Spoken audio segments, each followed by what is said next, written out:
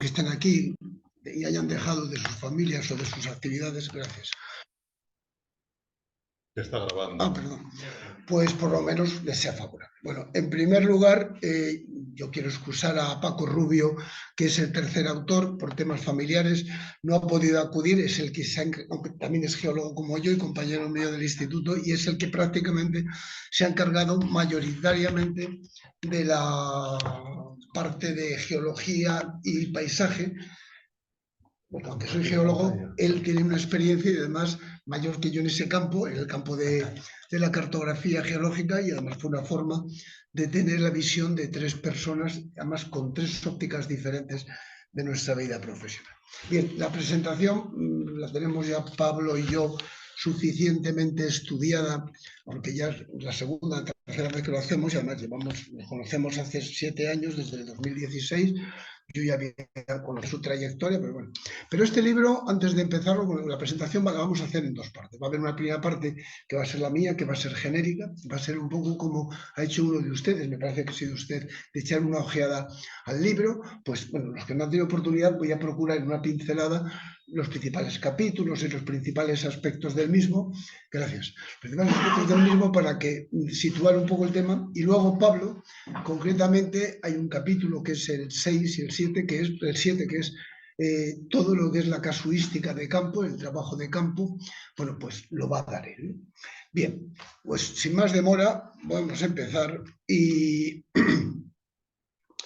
en primer lugar, quiero dar las gracias, o queremos dar las gracias a las 2 instituciones que en su momento facilitaron que este trabajo, este libro, tuviese la luz, porque este libro es el resultado de un primer proyecto que financió el Instituto Geológico del 16 al 20 prácticamente, y posteriormente, que solo ocupaba la provincia de Madrid, la parte más noroccidental de la provincia de Madrid. Y posteriormente, en el año 2021, tuvimos la posibilidad de captar a la Diputación de Ávila, que también tenía una línea de este tema, y nos ha subvencionado durante 2 años los proyectos mediante un convenio y una beca que también tuvimos y tal, para hacer la parte de Ávila lindando con esa parte de Madrid, como luego veremos. Obviamente, aunque ya lo he dicho públicamente, quiero agradecer a Miguel Ángel en su nombre y bueno, a Pablo, a la asociación, por darnos la facilidad y la posibilidad de poderles presentar este libro. A todos ellos, muchas gracias. Bueno, en primer lugar, el primer aspecto de este libro, que es un poco los antecedentes. Cada vez que alguien hace algún tipo de obra, de trabajo, de lo que sea, escrito, literatura, teatro, cine, relacionado con la guerra civil, realmente se mete en un berenjenal. Y se mete en un berenjenal porque, por desgracia, todavía las heridas que se abrieron en aquel verano del 36 y que duró hasta el 39, pues no solo no han cicatrizado, sino que yo creo que a veces se han vuelto a abrir en falso. Y son temas que producen resquemor, que producen siempre dudas, que interpretaciones, sectarismos y tal. Bueno, nosotros consideramos que además también da igual que sea un trabajo científico, un trabajo más popular, da lo mismo. O sea, siempre, pues eso, existen dudas, existe escepticismo. Pero a pesar de eso, ya Pablo es más joven que yo, pero tampoco es un niño, yo ya calzo canas. Para nosotros y para mí, que tengo una trayectoria en mi vida profesional muy larga y que ya estoy de vuelta de muchas cosas, para nosotros ha sido un trabajo hermoso. Y el trabajo hermoso no lo digo por el libro, o sea, bueno, aparte por la conveniencia, porque creemos que hemos enfocado un libro, porque este libro, y esto no quiero que se me olvide, realmente tiene una parte atípica de lo que son este tipo de trabajos. Y ustedes lo van a comprender. No es porque haya 2 autores que sean geólogos, sino porque consideramos que no era el momento de hacer un inventario como tal, que lo hay, pero no quedarnos solo en un inventario. O sea, nosotros quisimos, yo se lo conté en su momento a Pablo y tal, y el instituto también lo financió, para buscar si había alguna relación, que nosotros pensábamos que sí, pero en la bibliografía no existía ningún trabajo, entre lo que es la geología en el sentido más amplio, me da igual que hablemos de geología, de litología, de morfología, de paisaje, con la esencia y con la existencia de esas obras constructivas defensivas que nos encontrábamos ahí. Eso era un reto, y ese reto le afrontamos pues con ilusión. Realmente nos hemos encontrado, ahí tengo una foto de un paisaje donde se ve una chabola aquí en primer plano y al fondo se intuye otra, pero realmente una de las cosas que nosotros al principio nos ha movilizado, cuando antes decía que ha sido para nosotros una obra hermosa, es porque realmente en esa soledad de esos paisajes que aparecen ahí en la fotografía, esa proximidad que a veces notabas entre ambos bandos, que había muchas veces 200 y 300 metros, no había más. La sencillez y la precariedad de esas obras, pues realmente te hacían pensar que la gente que había estado allí, mayoritariamente hombres, pero también mujeres en el bando republicano, existieron, que habían prácticamente, se habían jugado su juventud y muchos de ellos se dejaron allí la vida, pues de alguna manera nos hacía ver que eran gente como nosotros, con sus ilusiones, sus ideologías, sus cariños, sus esperanzas y también sus frustraciones. Y todo eso nos permitió, me parece que no sale aquí, porque es que sale aquí arriba, no sale la pantalla, pero todo eso nos permitió que pasásemos por alto algo que muchas veces en todo este tipo de trabajos es lo que la gente primero se pregunta, ¿pero esto de quién es? A nosotros nos daba igual, vamos a ver, sabíamos de quién era, porque llevamos un apoyo histórico y luego la forma constructiva y la tipología, que luego ya veremos, también nos hablaban de quién era quién, pero nos daba igual, o sea, yo en ese momento cualquiera de nosotros nos preocupaba si era un bando, en este caso republicano, o era el nacional, o los gubernamentales, o los rebeldes, nos daba lo mismo, estábamos estudiando como científicos unas obras, estábamos intentando encajarlos en ese esquema que les he dicho antes y a ver qué pasa. Bueno, no pasa nada. Bien, vamos a ver. Bueno, en las conclusiones, perdón, los objetivos que nosotros buscábamos con este proyecto y a su vez se han volcado en el trabajo eran tres fundamentales. El primero era, un poco ya lo he adelantado, era el encontrar, o sea, el localizar o llevar a cabo un trabajo donde no nos quedásemos en las formas más descriptivas de las obras, las tipologías, sino que fuésemos capaces de encontrar esa relación entre el paisaje, las litologías y la ubicación de esos elementos y la utilización de esos recursos, porque muchas de esas obras son mampostería. Y ustedes me van a decir, no van a irse 30 kilómetros a coger un mampuesto, no, pero a veces tenían a la misma distancia uno u otro y cogían el uno y no cogían otro. Eso luego, no, en la presentación no lo hago, pero en el libro queda perfectamente plasmado. El segundo era definir o diseñar una metodología de trabajo propia que fuese capaz de aunar dos maneras de trabajar que no son tan distintas, pero que también digo lo mismo, pero que generalmente a veces no hemos buscado el punto que nos puede unir, sino el que nos puede diferenciar, que es la tecnología, la metodología de trabajo de la historia y de la arqueología con la que tenemos los geólogos tanto en el campo como en el trabajo. Y finalmente la última, de las principales, era, en primer lugar, con este trabajo se pretendía el conocer, el localizar y conocer ese patrimonio que no deja de ser un patrimonio, que en este país hay comunidades como Madrid que lo han reconocido, otras que empiezan, otras que no le hacen ni pajolero caso, y luego por desgracia está la sociedad española que lo que suele hacer es vandalizar y antropizar todo eso con el nivel cultural que por desgracia no sé si soy el más mayor de la sala, pero me voy a tomar la libertad como si lo fuese. Tenemos un país que en ese aspecto estamos muy por debajo, ¿no? Bien, es la posibilidad también de lo que no conoces, no lo puedes proteger. Y si no lo conoces y no lo tienes estudiado, lo puedes proteger. Pero proteger nosotros, o algunos de nosotros, ahí a lo mejor no estamos todos los autores de acuerdo, los tres autores, pero por ejemplo, en el caso mío, yo creo que proteger no es necesariamente prohibir y cerrar, a no ser que me obligue el medio, pero sí que sacarle un partido para esos ayuntamientos, esas zonas rurales que los engloban y que en otros países han permitido que esos sean vectores de desarrollo socioeconómico. No es que sean grandes cosas, pero estamos hablando de poblaciones, el caso de Peguerinos, 300 habitantes, Robledo tiene algo más, bueno, tiene más, pero vamos, estamos hablando de núcleos pequeños, ¿no? Entonces, cualquier herramienta que se les dé, creemos que es buena. Bien, vamos a la zona de trabajo. En la zona de trabajo verán ustedes en el mapa una zona cerrada con una poligonal en amarillo que corresponde a la provincia de Madrid y otra en gris. Lo he hecho aposta por diferenciar las dos comunidades. Hemos trabajado, o sea, la superficie que hemos estudiado en total son unas 25.000 hectáreas y prácticamente ese es el desglose por provincias, un 46% en Ávila y un 54%, o sea que prácticamente ha sido menguando. Han sido los municipios en Madrid de Valdemaqueda, Robledo de Chabela y Santa María de la Alameda, en Ávila Peguerinos y parte del de Las Navas. Digo parte porque, bueno, el Ayuntamiento de Las Navas pasó bastante de colaborar y nos encontramos con algunas fincas aquí con problemas, como no nos dieron tiempo y tampoco andábamos ya muy sobrados, cerramos ahí. Entre otras cosas, porque ya más hacia el este, hacia el oeste, tampoco es que hubiese demasiadas cosas. Bien, para que ustedes se hagan una idea del trabajo, muchas veces lo que hay que hacer es como Santa Teresa, Santo Tomás, meter el dedo en la llaga. Vamos a cuantificar este trabajo. Entonces, ahí tienen ustedes, sí, ese es el trabajo. Vamos a cuantificar y vamos, eso que aparecen ahí es la representación de los... Nosotros hemos utilizado en el libro un término que es conjunto defensivo como antítesis a posición y a no ser que luego en el ruedo de preguntas, si quieren lo podemos matizar, pero tiene su porqué. No ha sido el dejar una impronta. Lo hemos considerado que era, a nivel de trabajos de campo, era mucho más flexible, mucho más útil y nos quitaba un término que generalmente cuando la gente habla de la posición tal o la posición cual, olvida. Es que la posición lleva siempre anexo una temporalidad. O sea, normalmente la posición vaso es ahora que la coloco ahí, ya tengo 4 minutos o 2 días. En el momento que lo vacío, ya no es la posición vaso. Mientras que si esto se llama zona del libro, sigue siendo aquí y aquí.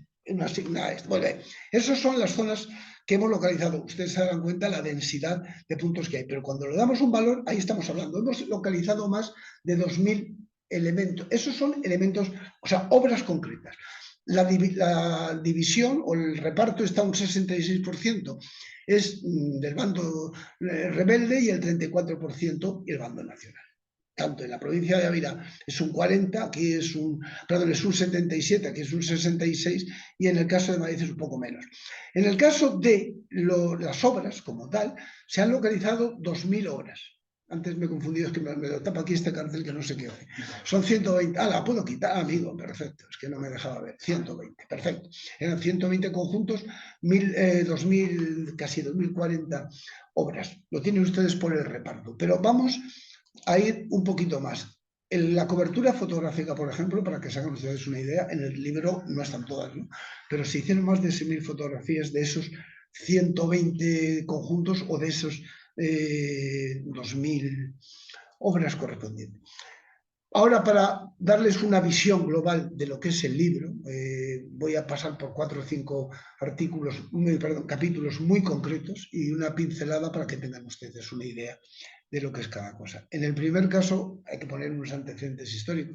Lógicamente estamos en una zona de la sierra donde realmente se caracteriza preferentemente porque en los primeros momentos de la guerra fue donde se quedó estabilizado el frente, hubo una serie de movimientos de unos elementos militares de una formación un poco extraña que eran las famosas columnas, que las veremos con sus líderes en el libro, van despiezados. También se toca, creo que es importante resaltar, hemos hecho un pequeño estudio sobre la importancia de los trenes blindados y su importancia en esa zona del frente. Y finalmente, bueno, pues nos hemos centrado también, o en un momento dado hemos profundizado en una de las pequeñas escaramuzas que hubo allí. Digo pequeña porque fue un frente bastante estable, pero que es la de la Peñarrubia, la Atalaya, y que vino anexa a los movimientos del ejército republicano cuando quiso a finales de enero, febrero del 37, intentar llegar hasta la Granja y Segovia, e hizo unos movimientos de distracción y una de las zonas las hizo aquí. Pero globalmente volvemos a la fotografía de antes porque quiero que vean ustedes una cosa. O sea, en principio ahí tenemos la distribución de las principales columnas, no sé si lo ven, las principales columnas que estuvieron operando en esa zona.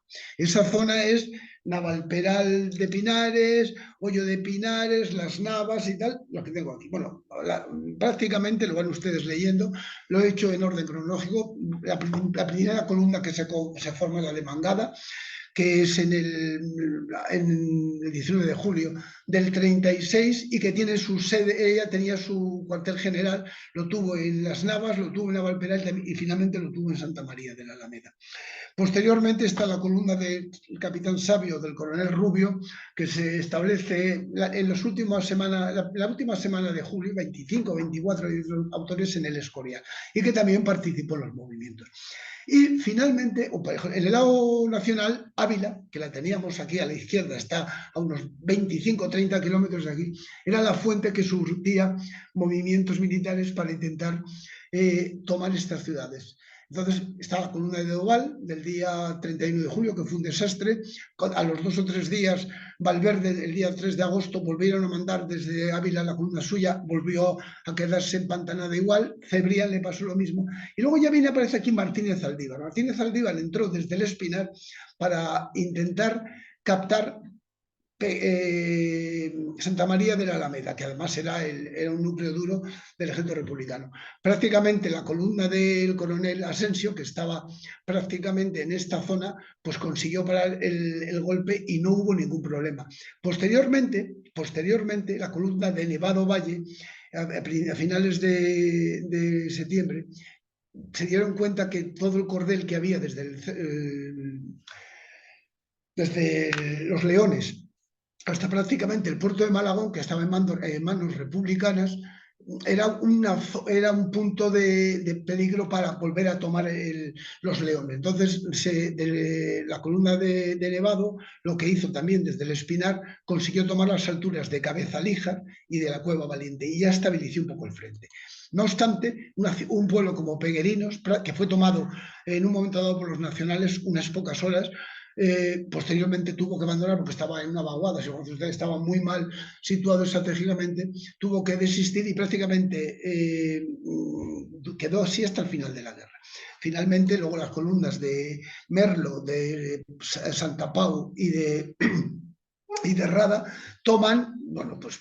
primero toman el día 16 de octubre Valdemaqueda, el 17 Robledo de Chabela y el 22 toman Las Navas, con lo cual se queda prácticamente el frente establecido de esa manera. Un frente que en algunos sitios, como esta parte de aquí abajo, ya digo, tiene distancias de 400 y 500 metros. O sea, ya no armamento pesado, ligero, sino armamento de un fusil era posible hacer blanco sobre el contrario. Prácticamente, una vez que ya esas columnas desaparecen a finales de octubre del 36 y se crea el embrión y el ejército popular de la República, esas unidades, las unidades sobre todo las republicanas, esos batallones, esas columnas, se reintegran en esas dos unidades que ven ustedes ahí. La 34 Brigada Mixta, que va prácticamente desde la zona de Robledo hasta prácticamente lo que he dicho antes, el cordel de la Salamanca, Peguerinos, Salamanca, Cabezalíjar y tal, aunque Cabezalíjar era nacional, y por el sur, por debajo del puerto de Malagón hasta Robledo, y la 108 Brigada Mixta, que inclusive baja de Fresnedillas, yo no sé si llega inclusive hasta Valdemorillo. Y en el lado nacional tenemos la 71 División, que prácticamente pilla todo la parte de Robledo, Las Navas y tal, y la parte a partir de Peguerino, que es la 72 División.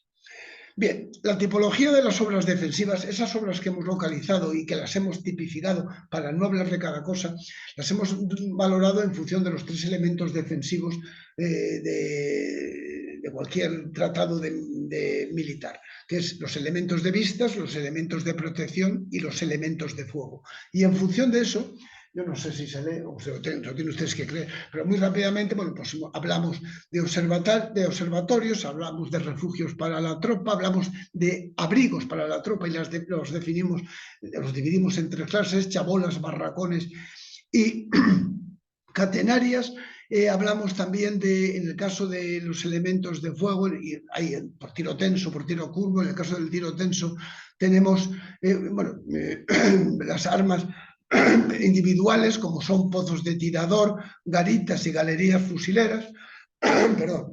En el caso de las armas automáticas, pues son nidos de ametralladora y asentamientos de fusil ametrallador. Y luego tenemos lo que hemos llamado mixtas, que son el conjunto donde están los famosos blockouts, como el de Colmenar del Arroyo, que hemos encontrado alguna cosa, están los fortines, sensu estricto, y luego hay un tipo muy concreto que además en la zona de la sierra es típico, y nosotros hemos tenido la suerte de encontrar más de 37 ejemplares, que son los fortines tipo quinto regimiento, que eran los que hacía pues el quinto regimiento del Partido Comunista. Bueno, hay una serie de tipologías más. En el caso de los elementos, estos serían obras verticales. En el caso del tiro curvo tenemos pozos granaderos, tenemos un asentamiento en toda la zona de mortero, otra de artillería, creo que era de artillería, y luego a nivel de obras horizontales tenemos trincheras, caminos cubiertos y parapetos. Bien, en el caso del marco geológico regional, que esto es posiblemente a lo mejor lo que menos conocen, pero quiero darles una pincelada muy, muy rápida y muy sencilla,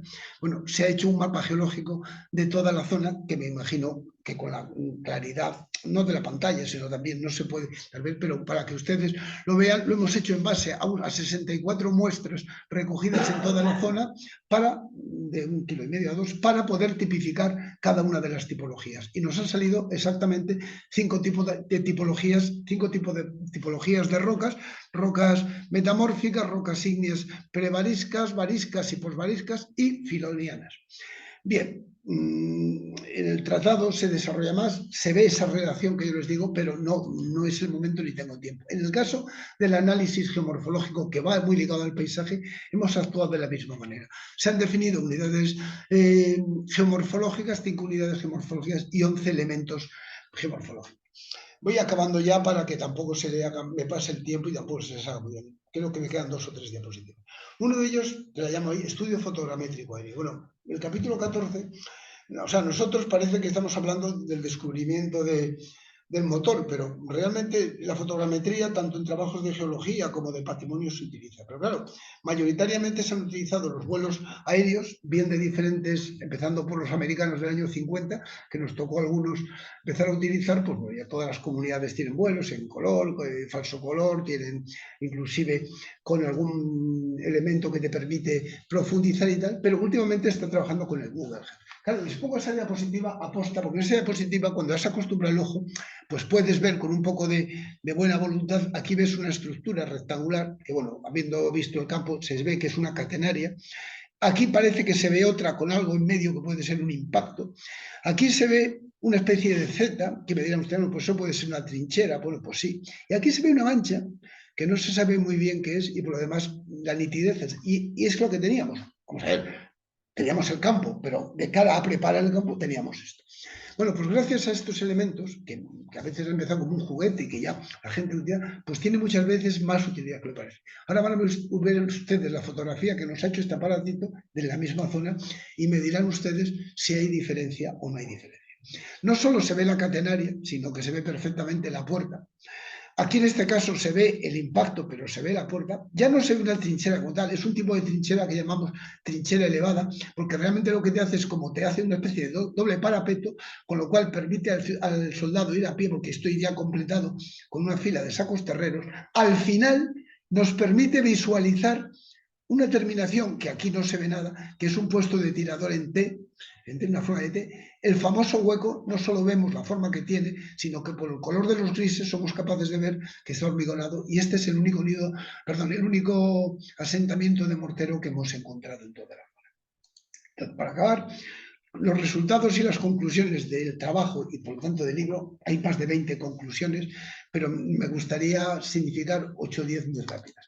La primera es que por primera vez hemos sido capaces de establecer la posibilidad de una metodología basada en la forma de trabajar tanto de los arqueólogos y de los geólogos, y no hemos pasado de hacer un trabajo puramente histórico-militar, que no es que sea negativo, pero para nosotros queríamos algo más, para intentar buscar la ubicación de esos elementos en su entorno paisajístico. En segundo lugar, lo que les decía antes, hemos utilizado a la hora por flexibilidad y por comodidad, y sobre todo en trabajos de campo, el término conjunto defensivo como posición, por lo que les he dicho antes, porque realmente el conjunto de posición, la gente habla de la posición cañón o la posición planchuelo y tal, con mucha alegría, no es que sea mentira, pero generalmente está asociada.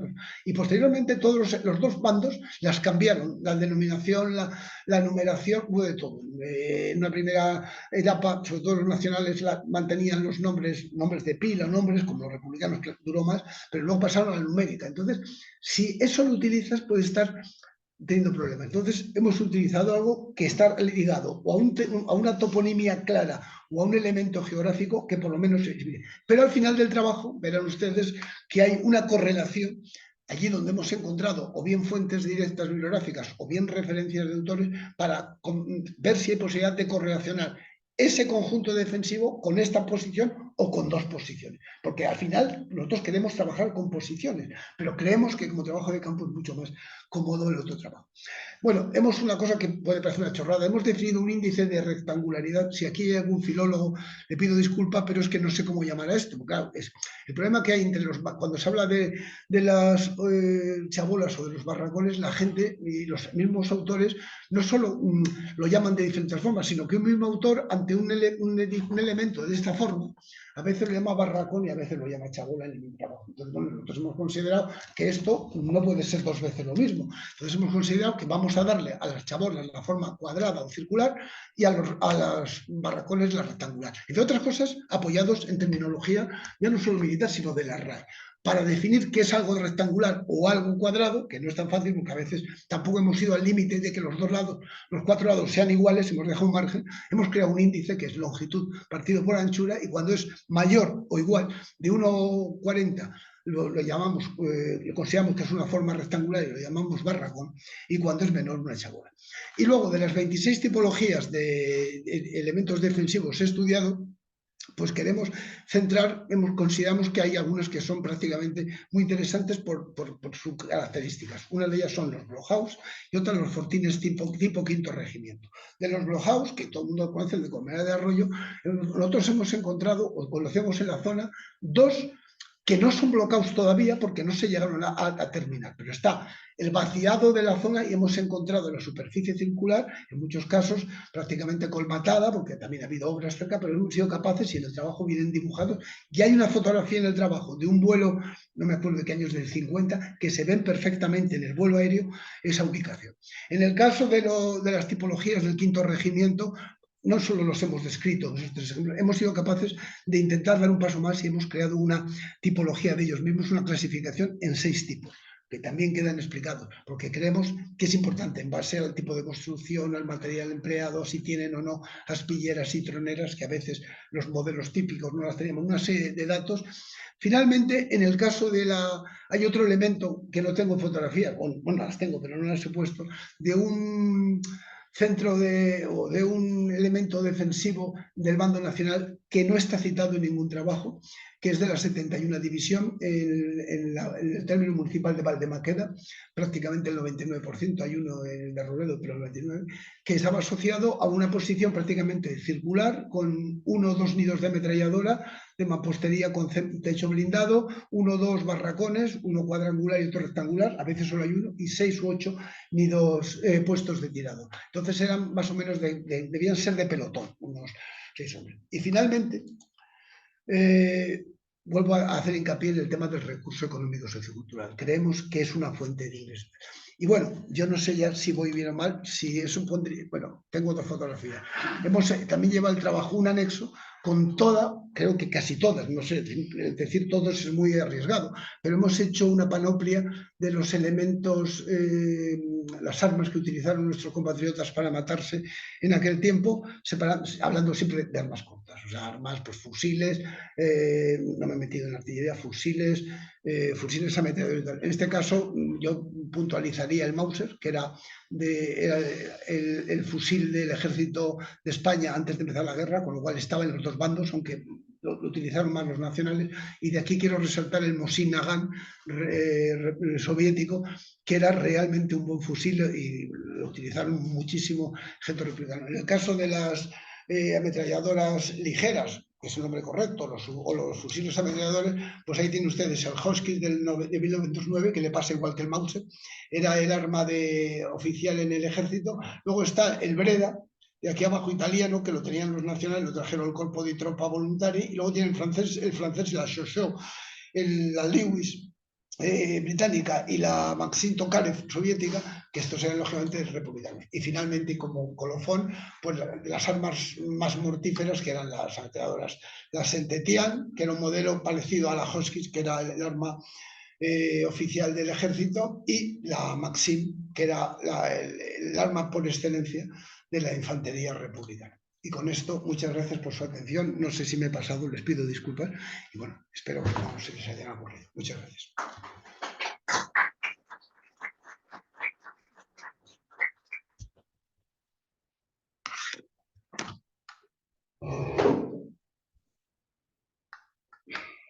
¿Cómo cambiamos aquí? Para salir. No, aquí, espera.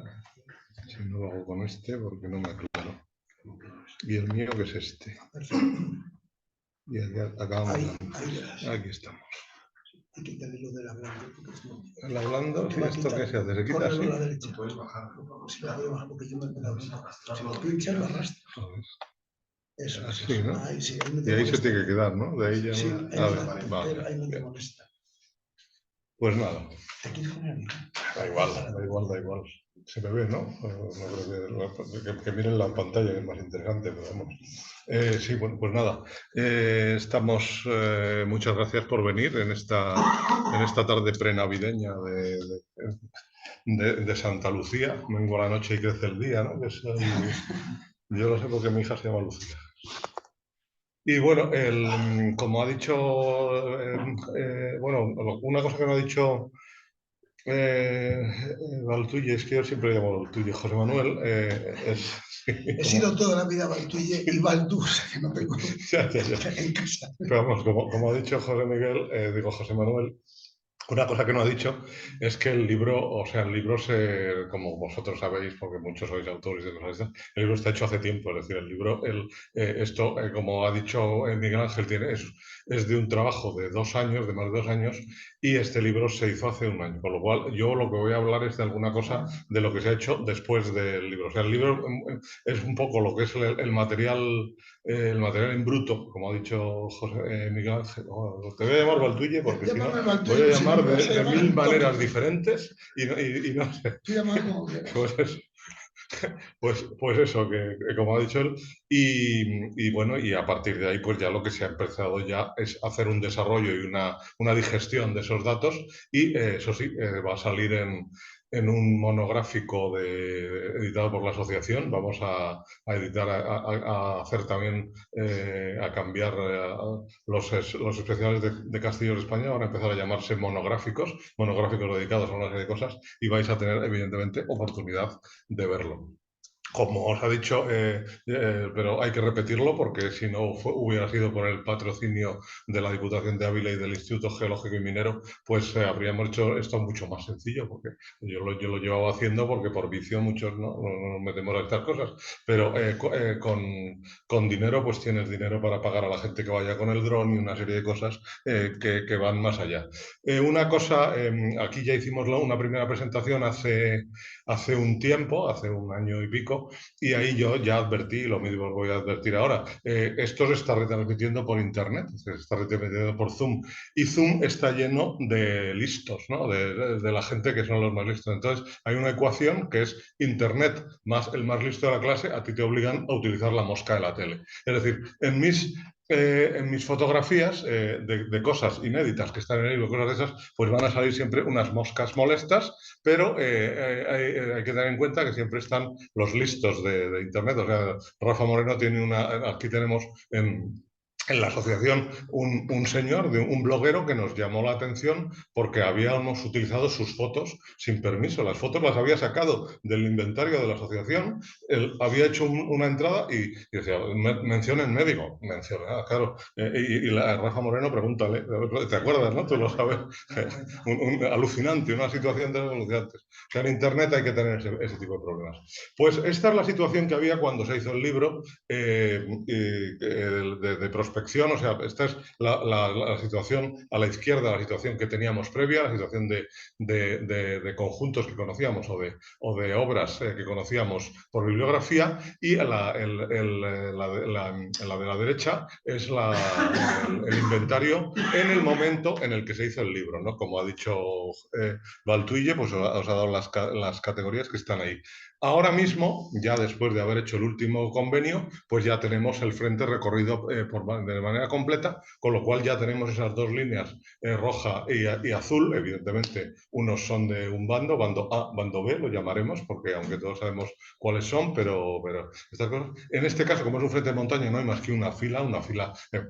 Si hubiéramos estado en la zona de Zarzalejo, ahí veríamos varias líneas, porque ahí está bastante más defendido. Pero bueno, esto es un frente de montaña que no lo tenemos que olvidar. Pero si vamos perdiendo el zoom, vemos que esa línea que vemos ahí, ese rosario, en realidad es un rosario compuesto de muchas cuentas muy pequeñitas. Porque, como ha dicho Valtuille, cada una de esas, nosotros lo que hemos tomado es cada obra en concreto. Cada obra, que cada unidad ametralladora, cada puesto de tirador, cada una tiene su número y su ficha correspondiente. Entonces, a medida que vamos...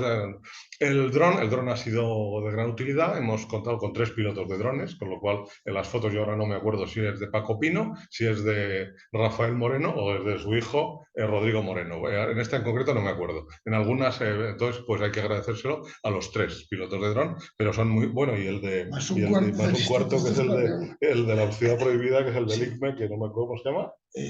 ¿Cómo se llama? Bueno, pues... ¿Cómo se llama el de los drones del instituto? No sé. Anda, que nosotros trabajamos en el instituto. Yo soy viejo, puedo tener Alzheimer, pero Enrique es un chaval. Tiene eso aquel. Si van los agradecimientos. No te preocupes. Carlos Carnicero. Carlos Carnicero. Pues bueno, los 4 pilotos de drones. El resultado, pues más o menos es esto, es decir, ahí tenemos cada una de las obras identificadas y, como digo, cada una de estas obras tiene su matrícula, su número de matrícula, y cada matrícula tiene su ficha. Hay fichas más completas, fichas básicas totalmente, porque claro que a veces hay incluso puntos de control donde tuerce la trinchera, pero bueno, son chabolas, son lo que sea. Este es el larguísimo parapeto que hay en la zona que lo podéis seguir desde Guadarrama hasta Peregrinos, Republicano. O sea, es interminable.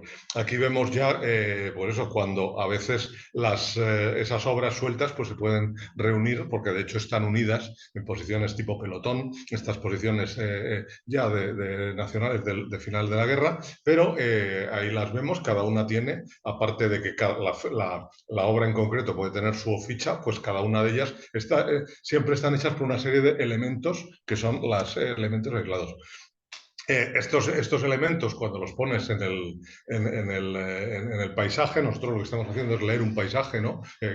Cada uno de esos puntos es una toma de datos con el GPS, ¿no? Y una ficha. Entonces, aquí vemos eso, comparando esos datos con las fotos históricas o las fotos de dron de los pilotos, pues podemos nosotros empezar a dibujar unas trincheras, ¿no? A unir esas posiciones, esos puntos que están dispersos, esas obras, pues va teniendo ya forma de obra fortificada, ¿no? De elemento fortificado, de incluso posición, ¿no? Pues posición, sabéis que es la que ocupa la porción de terreno que ocupa una fuerza, o sea, tampoco tiene que por ser defensiva, pero bueno, en este caso, pues ya podemos empezar a intuir esos conjuntos, esas obras que están todas unidas por una trinchera, pues ya se pueden reconocer como conjuntos.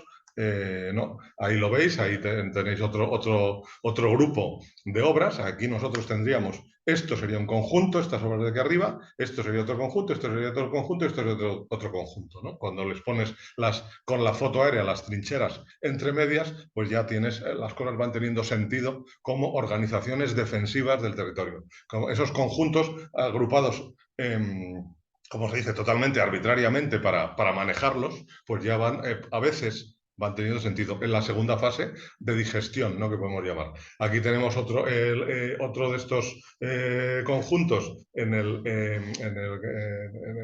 Risco de las Torreras, en Peregrinos, donde vemos el sistema. La foto, en este caso, sí es la de Paco Pino, Paco Pino o Rafa Moreno, no me acuerdo, o sea, no estoy seguro, o sea, que prefiero no meterme. Pero vemos ahí las obras visitadas in situ y sacada cada una de ellas. Ahí vamos viendo cómo vamos poniendo diferentes capas, la capa de imagen, y sobre la capa de imagen vamos dibujando las obras y las trincheras y quitando y poniendo a gusto, y vamos leyendo ese paisaje, vamos leyendo ese paisaje histórico y vamos interpretando. La segunda fase de interpretación es ya la de ver qué conjuntos pueden ser posiciones, qué tipo de posiciones y cómo unir eso con la documentación histórica, ¿no? Aquí vemos, en este caso, el Risco de las Torreras, dibujado por mí, sobre los mapas dibujados sobre la fotografía aérea, no me acuerdo si de Paco Pino o de Rafa Moreno, o de los dos, o de Rodrigo, o sea, incluso puede ser de los tres, da igual, una vez. Eso es una herramienta de trabajo. Y ahí está el croquis dibujado por los ingenieros nacionales en febrero de 1939, de la misma posición. Entonces, vemos diferencias y vemos semejanzas. Con todo eso es con lo que estamos. Esto lo hemos llevado ya al Congreso el de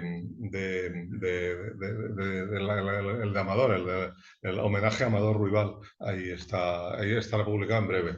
Aquí vemos las fotogrametrías que hace, en este caso sí, Rodrigo Moreno, sobre el mismo risco, la misma fortificación que estamos viendo, pero en tres dimensiones. Rodrigo Moreno también nos ha hecho reconstrucciones de catenarias, reconstrucciones con las que también se puede jugar, sobre reconstrucciones todo esto está hecho con unos índices de verosímil, de veracidad, y cuanto más, eso es de arqueología, Miguel Ángel también hace mucho este tipo de cosas, es decir, lo rojo cuanto más rojo es más auténtico, cuanto más azul es más inventado, y bueno, todo esto es lo que se hace gracias a las ayudas, porque todo esto sí cuesta dinero, es decir, todo esto es lo que se ha hecho. Y como digo, con estos datos es con lo que ya vamos consiguiendo tener primero un inventario, vamos, no sé, un frente recorrido, digamos, pues siempre te pueden haber quedado obras y pueden faltar obras, pero ya tenemos cosas con las que podemos empezar a interpretar ese paisaje, a leer ese paisaje, porque nosotros lo que queremos nosotros estamos viendo el paisaje de 2018, 2019 o 2023 y queremos ver cómo era ese paisaje en 1937, en 1938, en 1939, porque encima hay varias organizaciones defensivas superpuestas. Todo ese rosario de fortificaciones no es un momento de la guerra civil, es 1939 visto desde 2023. Nosotros tenemos que ver eso, diseccionarlo y ver de qué manera somos capaces de interpretarlo. Y a base de inventarte conjuntos, tratar de relacionarlo, será una posición de pelotón, sabiendo cómo son las posiciones de pelotón, será de sección o cosas de esas, y la documentación de época, ya podemos empezar a saber, eso digo, ya será lo que se publique en el monográfico de la asociación, ya podemos empezar a ver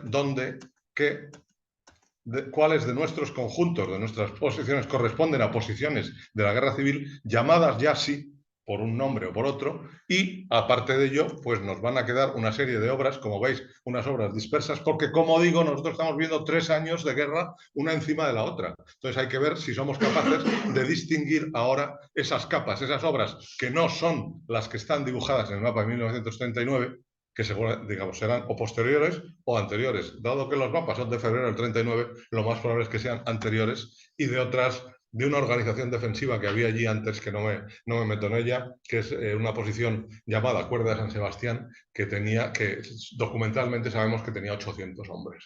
Y estas posiciones son posiciones para pelotón de 6, 8 hombres. No, el pelotón, sí, teniendo en cuenta que la mitad está... Sí, pero que quiero decir que ha habido un cambio, un cambio que, bueno, eso lo estamos publicando, está también, va a los congresos, va al Congreso de Amador, y en su momento se publicará también en Castillos de España. Y yo acabo con un par de datos concretos de las obras como de las que ha estado diciendo Valtuye. En Peguerinos hablamos de las obras de Peguerinos. Aquí vamos a hablar de las obras de Madrid, de algunas obras de Madrid. Como os ha dicho, las fortificaciones del Quinto Regimiento son unas fortificaciones típicas, se dan entre entre Guadarrama y Pegrinos, las conocemos, hay unas 40, 60. El problema es que tenemos ahí también obras, tenemos 3 años de guerra, con lo cual tenemos fortificaciones que yo llamo típicas o clásicas del quinto regimiento y algunas que deben ser derivadas. O sea, aquí la fortificación clásica es la típica ¿cómo se llama esto? Fuente Lámpara. Fuente Lámpara. Se me van de la cabeza los nombres. La de Fuente Lámpara, que son estas obras circulares. Sí, bueno, pero esa es la obra esta con las troneras para ametralladora y puestos fusileros, techo blindado en forma de lenteja, o sea, tiene una serie de características son las que describe el memorial del quinto regimiento cuando pide en noviembre de 1936, le dice al gobierno que quiere emprender unas obras de fortificación porque viene el invierno y una serie de cosas. Entonces dice, serán obras circulares de 6 metros. Esa es la obra típica del quinto regimiento. Luego, lo que pasa es que hay otras. Por ahí hay otras que son muy parecidas o que tienen un aire al quinto regimiento. Entonces deben ser derivadas de cuando el quinto regimiento se convirtió en la 34 brigadista y en la 108 brigadista, aquello se siguió fortificando y seguramente haciendo cosas. En Zarzalejo tenemos el famoso Castillejo, lo llaman de 1000 maneras, pero son esos grandes parapetos lo vemos ahí, con las fusileras y las aspilleras fusileras y las troneras de ametralladora, pero no es circular y no es de 6 metros, con lo cual es una obra del tipo quinto regimiento que nos queda saber, eso habrá que investigarlo, si son o que el quinto regimiento hizo otro tipo de obras o que las brigadas mixtas las hicieron. El otro día estuvimos viendo en Zarzalejo, cuando se hizo la excursión del Escorial, fuimos a ver esto, que seguramente esté hecho encima de una obra pues seguramente prehistórica, pero bueno, ya son meterse en camisa de 11 varas, pero esto sería una obra del tipo quinto regimiento, que no sería una obra clásica, desde luego. Tenemos las obras del quinto regimiento están normalmente unidas a hoces y martillos e inscripciones, algunas de 1937. Quinto regimiento se disolvió el 31 de enero de 1937, con lo cual es muy probable que estas obras sean ya de los sucesores, los mismos unidades comunistas, pero ya integradas en el ejército. Tenemos fortines del tipo quinto regimiento en Pegrinos, los conocíamos porque ya los publicó Jacinto Arévalo, los tiene publicados. Yo creo que son tipo quinto regimiento, no son del quinto regimiento, pero bueno, eso ya digo que habrá que ver, seguramente sean obras posteriores del año 37, pero esto está aquí tenemos en el Risco del Palanco, hay varias obras circulares, varias obras con un largo parapeto y eso sí, hemos documentado una obra inédita del quinto regimiento canónica, de 6 metros de diámetro, como dice el documento que deben ser los fortines del quinto regimiento, y como sabemos que son con sus troneras para ametralladora, sus 2 troneras para ametralladora y sus fusileros. Esa la hemos documentado, esa está inédita y esa ha llegado después de los listados de esto, con lo cual la publicaremos en la siguiente. Y esto sí está publicado en en esta misma revista, esa evolución que ya apuntábamos Jacinto Arévalo y yo en su momento de las obras típicas del quinto regimiento hacia las del tipo quinto regimiento, la posición tranvías, tenemos una obra típica del quinto regimiento que se le ha cortado por la mitad y se le ha puesto un frente en D, con lo cual seguramente es que, porque esta sí tiene una placa en la que dice que está construida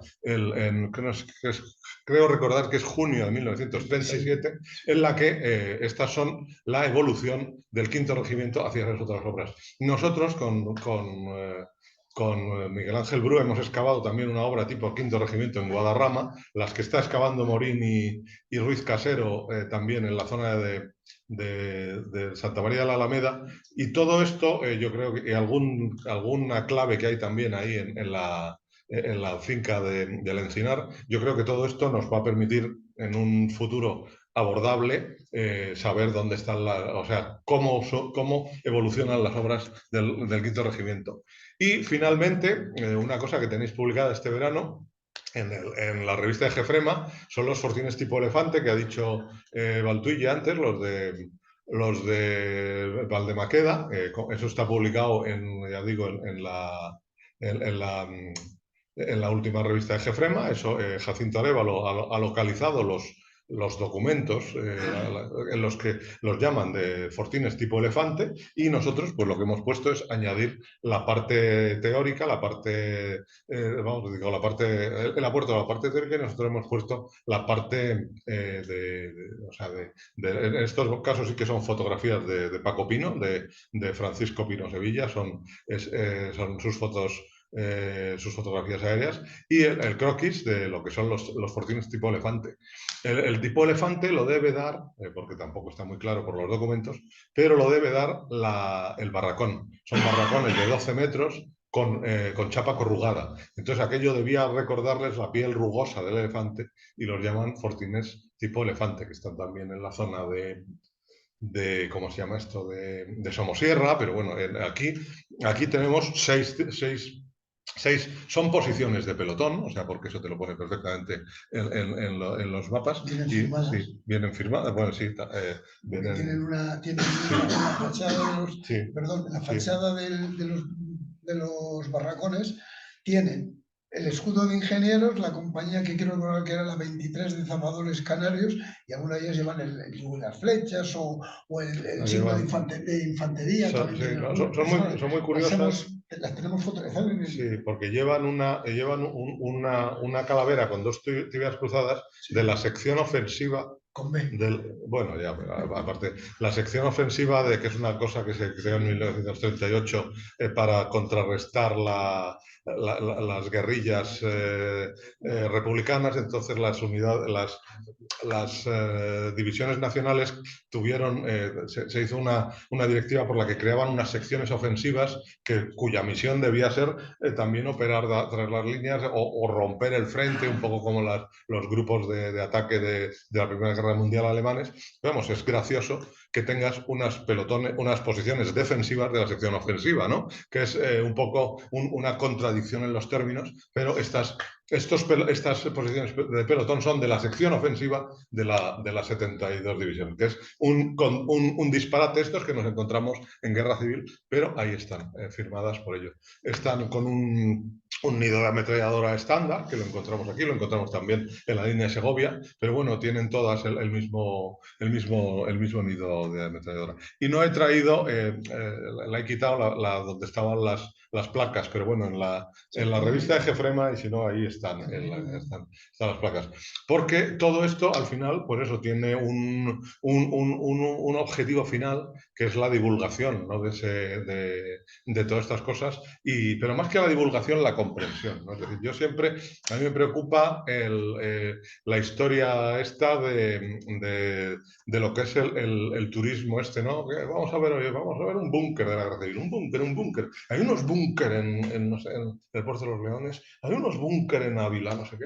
Pues vamos a ver si le enseñamos a la gente de verdad lo que van a ver, ¿no? El que va a ver un búnker de la Guerra Civil, a ver si nosotros somos capaces de explicarle lo que está viendo, las posiciones para pelotón, las cosas, y que el que vaya a ver un búnker de la Guerra Civil termine viendo unas posiciones defensivas de la Guerra Civil, o termine comprendiendo ese paisaje histórico, ese paisaje de la Guerra Civil, ese paisaje con todo lo que tiene de importante. Eso es lo que tenemos nuestro objetivo final, ¿no? De todo esto es todo este complejo, estos 400 páginas, no sé qué, todo lo que hagamos para el otro, a ver cómo somos capaces de que el español el visitante que va a ver un búnker de la Guerra Civil termine comprendiendo el paisaje histórico de la Guerra Civil. En ese aspecto hicimos el viaje el sábado 2 de julio de 2022 a las Navas del Marqués, a las fortificaciones, y eso, con eso yo acabo porque el libro está hecho, y eso, ya digo que será como la primera parte de una segunda publicación en la cual ya podremos empezar a digerir todo y a explicar este paisaje, a ver si somos capaces de explicar todo este tocho que viene aquí, de que es un poco información, pues eso, en bruto, ¿no? Digamos. Y no sé, con eso yo ya he acabado, ya te digo, ya poco más.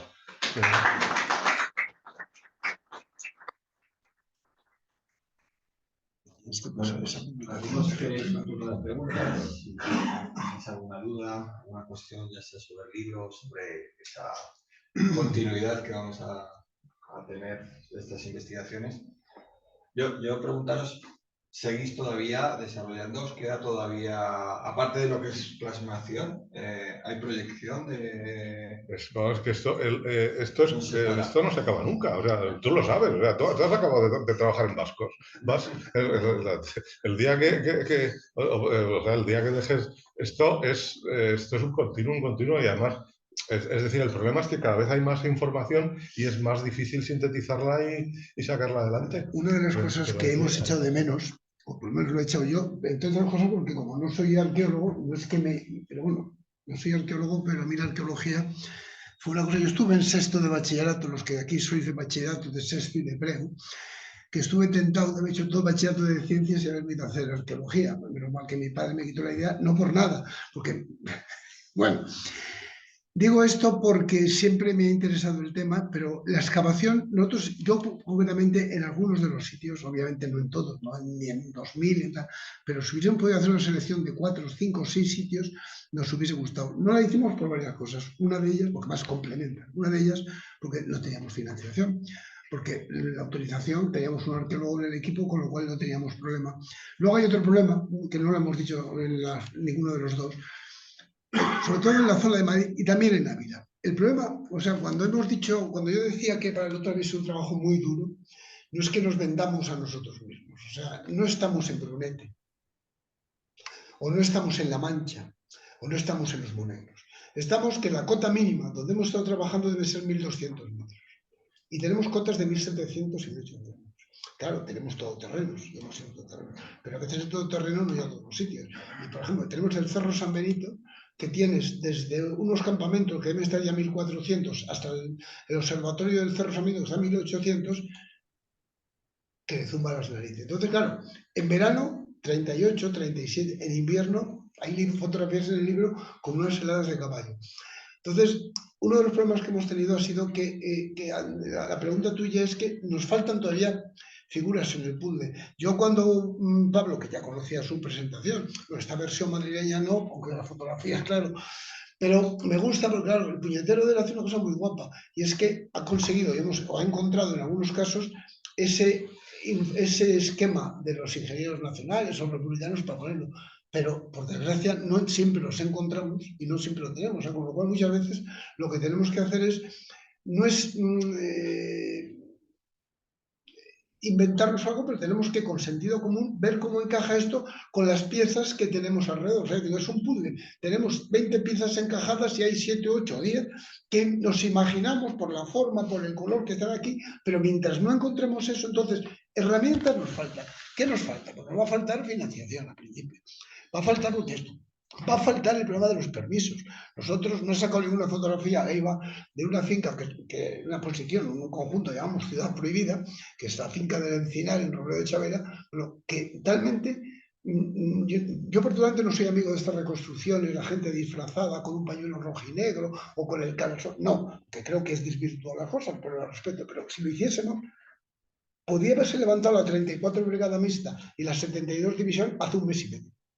Porque es una finca que era propiedad de los primos de Rivera, de la familia, y entonces hay piezas que están destruidas, pero muchas no, y está bastante protegido. Entonces, claro, es como una vuelta al pasado, pero claro, de eso tenemos uno. Quiero decir que el trabajar aquí nos ha supuesto pedir permisos. A veces nos los han dado y a veces no. Entonces, todo eso nos va a limitar, porque aquí hay trabajo. La línea de frente, cuando la he pintado yo o Pablo, son 35 kilómetros de línea de frente continua. Hemos encontrado más de 47 kilómetros de trincheras. O sea, es decir, que son cifras, por eso cuando hablo las cifras estas de 2000 y tal, no es por magnificar, es que claro, no es, no sé, en el cuadro, en el libro vienen las unidades de cada una de esas tipologías, no sé, 150 millos de ametralladora, tal. Claro, todo eso se nos escapa de las manos. Entonces, lógicamente, tendremos que ir priorizando. Posiblemente, una idea sería cogerse pequeños subsectores o tal, bien con ayuda, pues a lo mejor de los ayuntamientos, que claro, los ayuntamientos no tienen, estos ayuntamientos no tienen dinero y tal, para ir cerrando cosas para que vayan, los puzzles se vayan completando caras enteras, no tengamos medias caras, ¿no? Esa es la parte más difícil.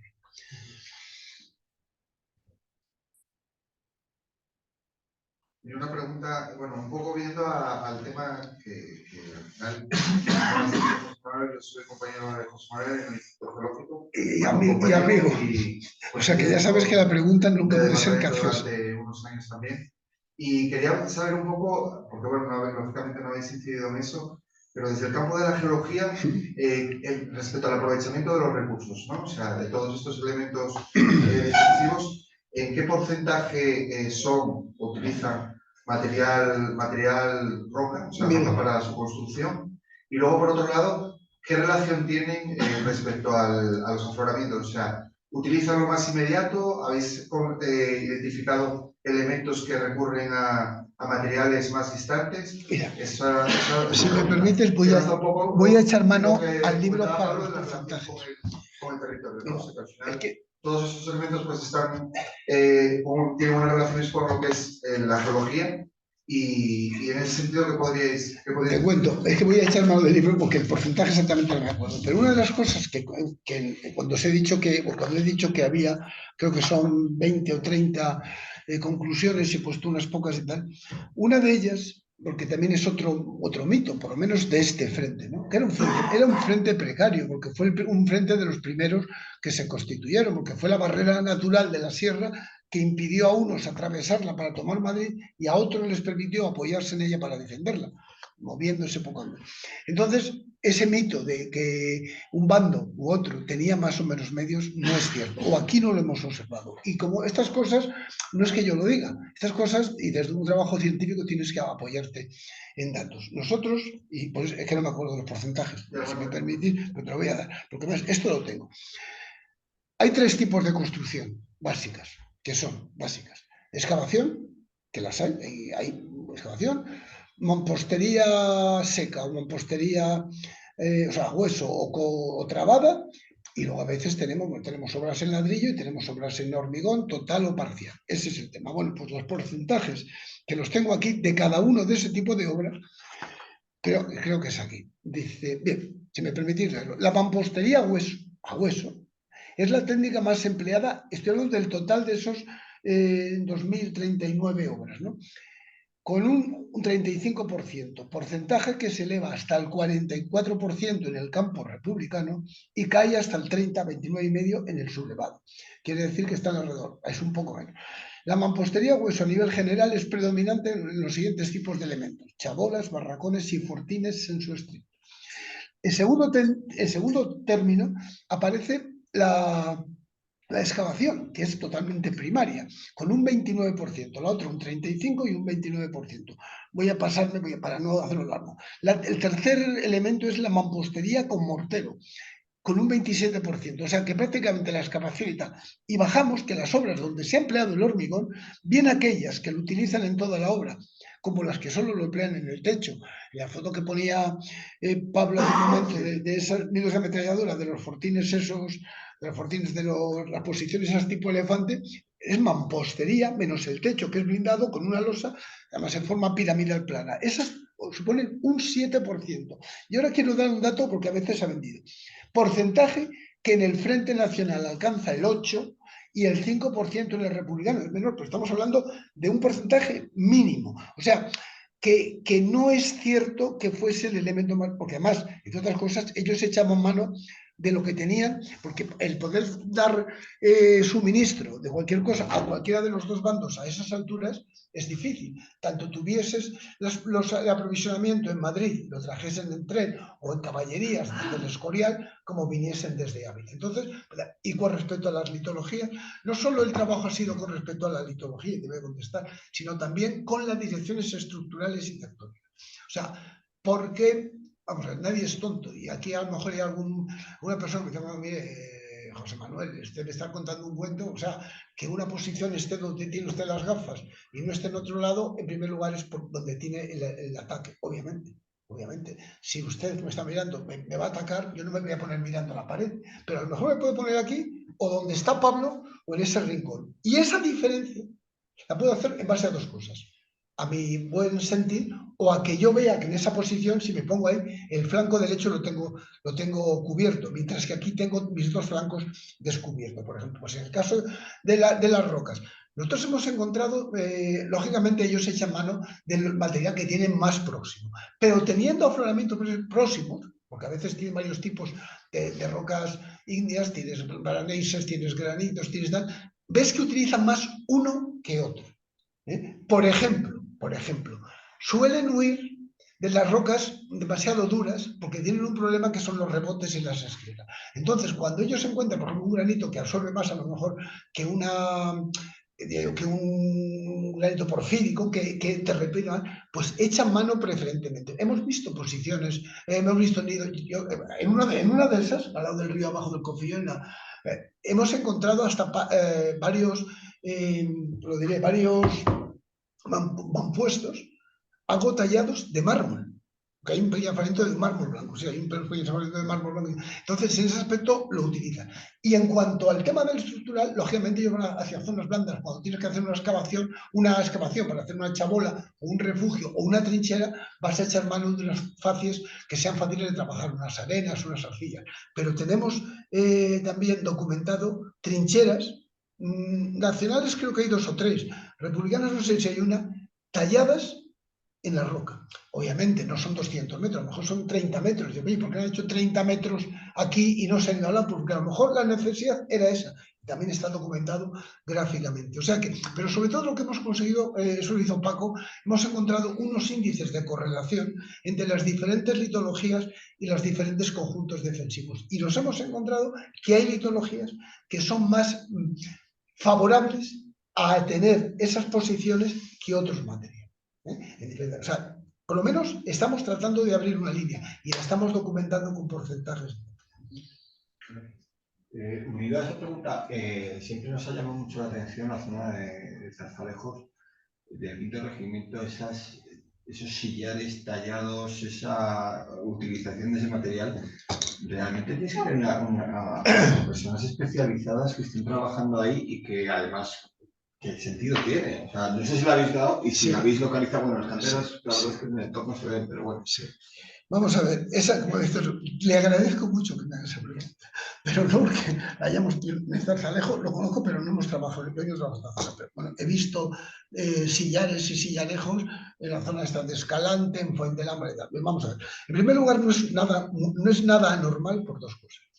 En primer lugar, porque una de las líneas de trabajo, y por eso Enrique, que ha colaborado conmigo estos últimos años, la llevamos, es cuando hablo de pie natural y patrimonio, no solo es ver la relación del material aplicado en un edificio que sea patrimonio o en una hotel, sino tenemos una red de trabajo, bueno, yo estoy ya jubilado, me he jubilado el año pasado, que es la red Construro, que estábamos varios grupos de investigación de España, entre ellos también están los señores de la asociación y el IPC y tal, para localizar las canteras históricas de donde se han extraído los materiales para el patrimonio y ligar cantera con patrimonio, porque no es unívoco. A veces son biunívocos o triunívocos, y al revés, hay canteras que suministran a varios edificios y edificios que tienen varios canteras. Entonces, volviendo a tu pregunta, la zona de la sierra, la zona de Alpedrete, la zona de Zarzalejo, la zona de Escorial, la zona de...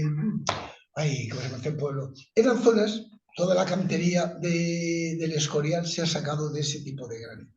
Con lo cual es un oficio que estaba muy entroncado en los serranos, en la gente de la sierra. Máxime a finales del 19, principios del 20, ¿no?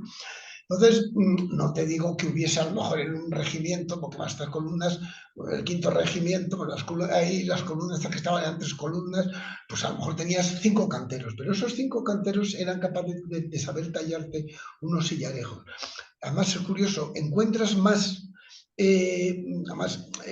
sobre todo en los primeros momentos, luego ya viene el tema del ladrillo cuando tienes oportunidad y tal, y si no, pues en el momento de necesidad echas mano de lo que tienes y ni con un puntero terminas ni siquiera de tallar o de puntear la piedra, pero no me extraña porque en esa zona existe una tradición histórica de cantería en los pueblos que además era un modus operandi, un modus vivendi de esta gente, aparte de la ganadería y la agricultura, o sea que lógicamente le supieron sacar. Pero hay una cosa que ha dicho Pablo y que es muy interesante, yo creo que cuando el quinto regimiento propone al ministro de Defensa ese modelo, el ministro de Defensa se lo rechaza.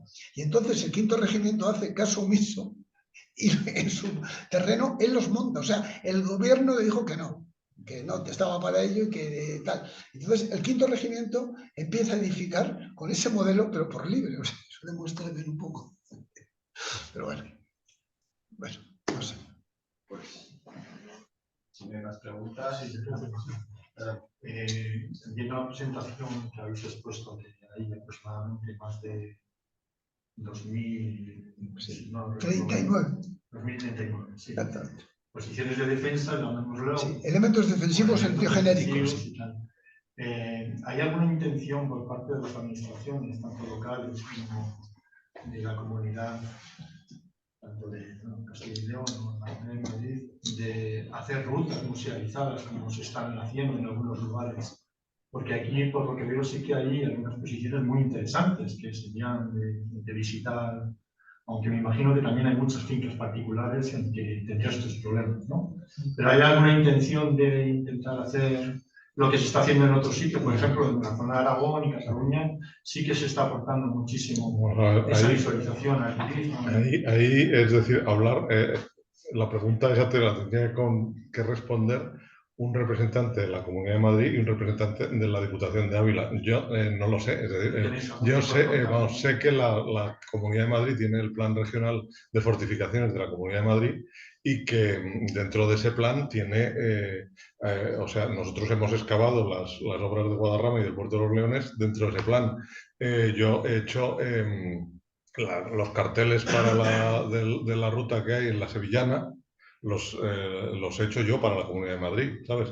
Entonces yo sé que la Comunidad de Madrid, bueno, y tiene más rutas, o sea, entonces yo lo que yo conozco en persona porque lo he hecho yo, pero aparte de eso tiene más rutas por otros sitios y tiene más excavaciones, tiene más cosas, por lo cual la Comunidad de Madrid sí tiene ese plan y lo está desarrollando. ¿Qué planes tiene para el futuro? No lo sé. Yo te puedo decir lo que ha hecho hasta ahora, porque yo no soy de la Comunidad de Madrid. La Diputación de Ávila, pues a nosotros nos ha pedido también la beca que hicimos para la institución Duque de Alba, era para darle contenido para unas rutas. Entonces, nosotros le hemos dado contenido para unas rutas y le hemos hecho una propuesta de rutas a la Diputación de Ávila. Lo que vaya a hacer la Diputación de Ávila, te tiene que hablar la Diputación de Ávila. Porque, claro... Sí, pero de todas maneras, el otro día en la presentación en Peguerino, sí, estuvo el diputado de Cultura. Porque, bueno, nosotros este convenio lo hemos hecho con el diputado de Cultura que había hasta las últimas elecciones, que era un chico joven. El chico al final no se ha presentado y aunque sigue gobernando el mismo partido, el Partido Popular, bueno, ha cambiado de diputado. Y el diputado, claro, estaba aterrizado. Fue el otro día de la reunión.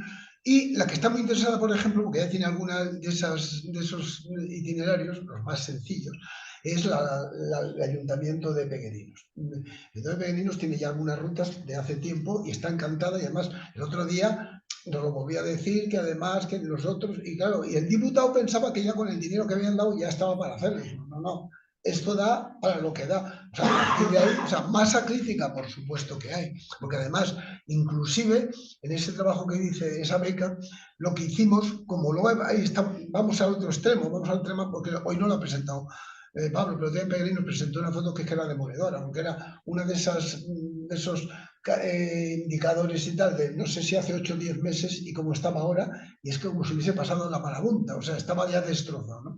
Pero bueno, el ayuntamiento quiere y se va a mover con la diputación. El problema es que ahora el diputado, que es nuevo, si hubiese sido el anterior, sí que la conocíamos y lo había demostrado. Pues es como lo del soldado, lo del valor en el soldado español. Hay que considerar que sí, pero hay que demostrarlo. ¿No? Todavía no lo sabemos. En principio creo que sí, pero no lo sé.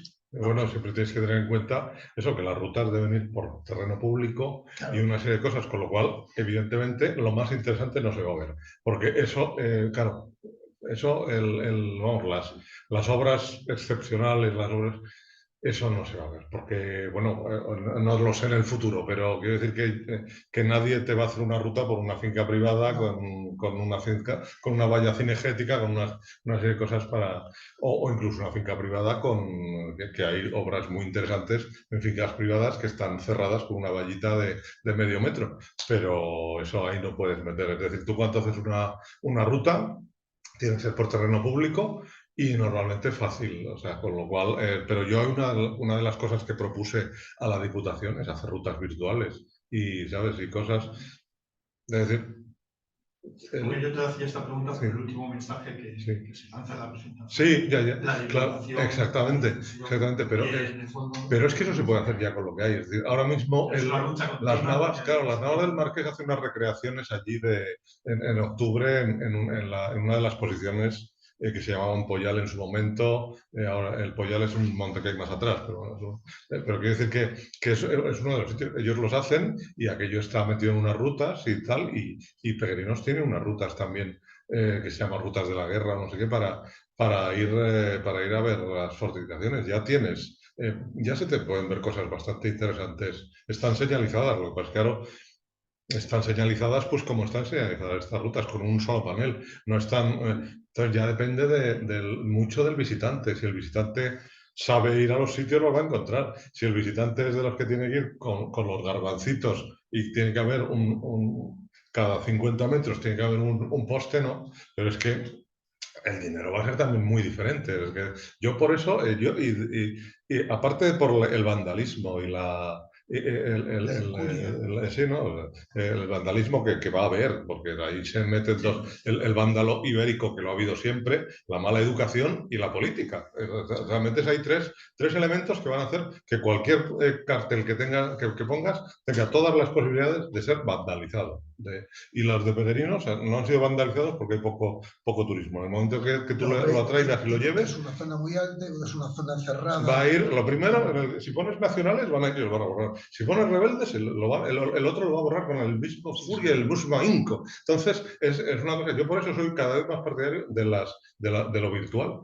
Porque a lo mejor el tío se enfurece y tira su teléfono contra estos. No, esto hay que poner rebeldes, no sé qué, y lo tira el teléfono contra la pared. Pues pero no va a destrozar una obra, un cartel que ha costado miles de euros y que viene otro señor y que le va a privar. Entonces, a mí cada vez me gusta más la visita virtual, porque además hay un tío desde Australia que la puede hacer y yo es cada vez lo que más me gusta. Y a luego el que quiera ir allí, pues claro, que vaya y que comprenda. Pero la otra posibilidad sería cambiar la incultura de la ciudadanía española. También. Pero es que eso va a ir poco a poco. Eso es lo grave. ¿Y cuántas veces vas a tener que poner el cartel para...? No, Claro, no es que, sé. El problema es ese. yo, Es a mí que, cuántas veces por nos han ejemplo, puesto... estamos hablando de las Navas y no es aquí culpabilizar a nadie, pero por ejemplo, nosotros no hemos necesitado de ayuntamiento porque teníamos financiación, pero vamos a ver, si yo trabajo aquí y es tu casa, lo normal es que un día me recibas. Oye, me dices, bueno, pues ha habido algún ayuntamiento que le hemos llamado más de 2 veces y no nos ha hecho ni caso. Y luego el problema ha sido, porque también tiene que es que no se habla con el partido político de al lado. Oiga, si a mí me la trae al fresco. Si yo trabajaba en el Ministerio de Ciencia e Innovación, que está gobernado por el PP, por el PSOE, por su padre, por su madre. Oiga, usted a mí no me puede hacer eso desde un puesto público. Y no se lo han recibido. Cuando digo recibido no es que quiera que me reciban ni que me hagan la ola, pero si tengo que pasar una finca y no tengo un interlocutor, yo, o sea, en un proyecto de estos, no es como cuando, no sé, vas a robar sandías, a una sandía y te saltas una valla. No vamos a saltarnos una valla. Si no tengo para hablar con usted y le mando una carta y le dejo un mensaje y tal, sin embargo, ha habido otros 2 ayuntamientos que se han puesto en contacto, no nos han dado duros, tampoco muchas veces es un duro, es pues, oye, la posibilidad de eso, de que tengo este problema, no se preocupe que yo hablo con el propietario. Oye, algo. Y luego no me digan, pero yo ya tengo unos cuadros hechos. Sí, pero tienes eso. Yo no sé si es que piensan que te metes en un coto privado y vamos a resolverles a ellos su problema. Si no venga usted a decirle si esa camisa azul es bonita o fea. Ahora, esa es azul y esto es azul, le guste o no le guste. Y esto es con raya. Entonces, si usted no quiere oír eso, es que entonces estamos perdiendo el tiempo. O sea que el problema de este país es que es demasiado complejo. Por eso decía esa introducción que no es que me ponga ni filósofo y tal, es que digo, tengo 71 años y estoy muy toreado, como todo lo que tengamos de estos años, ¿no? No de este tema, de todo. Entonces realmente es lo que se dice, lo que parece que se dice. Ya no quiero entrar en temas de como lo que se dice ahora que tienes que tener cuidado. Y los términos que hemos utilizado, que no ha salido, pues lo voy a decir, más si me sé streaming, porque no me importan. Hemos utilizado 2 términos que eran absolutamente utilizados por las mismas fuerzas. Las fuerzas republicanas llamaban a otras partes faciosos o nacionales. A mí lo de facioso me parecía ofensivo y utilizaba nacional o rebelde, porque era una cosa. Y el lado contrario eran los rojos o los republicanos. Y como son gubernamentales, hemos utilizado republicanos y los términos que son despectivos, por ejemplo, o más, no los hemos utilizado. O sea que a mí me podrán criticar nosotros que si llamamos republicano en vez de llamar rojo. Usted me da igual, yo utilizo como me quiero. Yo me llamo José Manuel Valverde y no me llamo ni Pepe Manolo ni José Manolo. Si usted es vasco y se llama Joaquín y Manol, me parece muy bien, pero yo no soy Joaquín y Manol. Entonces, ese término era el primer problema que tuve. ¿Cómo nos íbamos a referir? Y estaba por jugarme mi paja extraordinaria de jubilado. Si encuentran ustedes en el libro, y son 447 páginas, alguna terminología para referirse a alguno de los dos bandos en el que aparezca la palabra eso, faccioso, franquista, rojo, o sea, y que no aparezcan estas cuatro, porque las hemos, no, cuidado, es que nos parece normal, es su nombre, José Manuel. Pues me llamo José y Manuel, ni Manolo, ni Pepe, ni Josema, ni nadie. Porque es importante. Seguramente si hubiese 300 personas, y termino. El día en Peregrinos, como el gobierno era de un partido, pues medio pueblo no fue, porque más, pero Peregrinos tuvo un problema, fue una ciudad, un pueblo que como quedó en medio de líneas tuvo mucho problema. Pero están divididos. Entonces, si yo convoco a un ágape y me llamo José Manuel, usted no viene, pero viene su, no, venga, no, coño, o sea, este es el país que tenemos. Este es el país que tenemos. El vandalismo es también prioritario, aparte de añadir lo de los topónimos de la guerra civil. Sí. Porque en el ídolo de Peñatú, en Asturias, sí, que es prehistórico, han tenido que poner un guardia, porque unos graciosos hicieron hogueras debajo del ídolo y otros llegaron y hicieron grafitis. Y dijo, que hayan tenido que poner con un Land Rover arriba a un vigilante y vallarlo para poder contemplarlo. Eso demuestra.